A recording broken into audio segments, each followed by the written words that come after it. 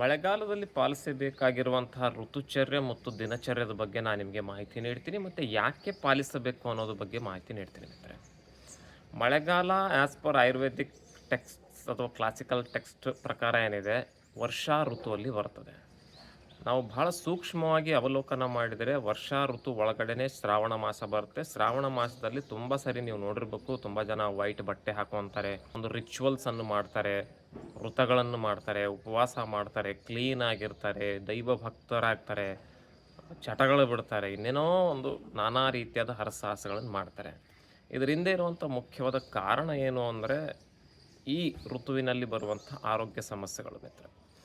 ಈ ಋತುವಿನಲ್ಲಿ ಟೈಫಾಯ್ಡು, ಅತಿಸಾರ, ಲೂಸ್ ಮೋಷನ್ನು, ಕೋಲ್ಡು, ಕಫು, chikungunya, dengue, fungal infections, ಒಳಕಡ್ಡಿ ಅಥವಾ ಗಜಕರಣ ಏನಿದೆ ನಿಮಗೆ ಇದೇ ಋತುವಿನಲ್ಲಿ ಅತಿ ಹೆಚ್ಚು ನೋಡಲಿಕ್ಕೆ ಸಿಗ್ತದೆ. ಸೊ ಅದೇ ಕಾರಣಕ್ಕೆ ತುಂಬ ಜನರು ಕ್ಲೀನ್ ಆಗಿರ್ತಾರೆ, ಹೊರಗಡೆದೇನೂ ತಿನ್ನೋದಿಲ್ಲ. ವಿಶೇಷವಾಗಿ ನಾನ್ ವೆಜಿಟೇರಿಯನ್ ಓಲ್ಡ್ ಸ್ಟೋರೇಜ್ ಮಾಡಿ ಅದರಿಂದ ನಾನ್ ವೆಜ್ ಡಿಶಸ್ ತಯಾರು ಮಾಡಿ ಕೊಟ್ಟಿದ್ದಾರೆ ಅಂದರೆ ಭಾಳ ಗಂಭೀರವಾದ ಫುಡ್ ಪಾಯ್ಸನಿಂಗ್ ಮತ್ತು ಲೂಸ್ ಮೋಷನ್ನು, ಅತಿಸಾರ ಆಗುವಂಥ ಚಾನ್ಸಸ್ ದಟ್ಟವಾಗಿರುತ್ತೆ ಮಿತ್ರ. ಸೊ ಹೀಗಾಗಿ ಈ ಎಲ್ಲ ಅಂಶಗಳನ್ನು ಪರಿಗಣನೆ ಮಾಡ್ಕೊಂಡ್ಬಿಟ್ಟು ನಮ್ಮ ಲೈಫ್ ಸ್ಟೈಲು, ಫುಡ್ ಸ್ಟೈಲನ್ನು ಪಾಲನೆ ಮಾಡಿದರೆ ಚೆನ್ನಾಗಿರುತ್ತೆ.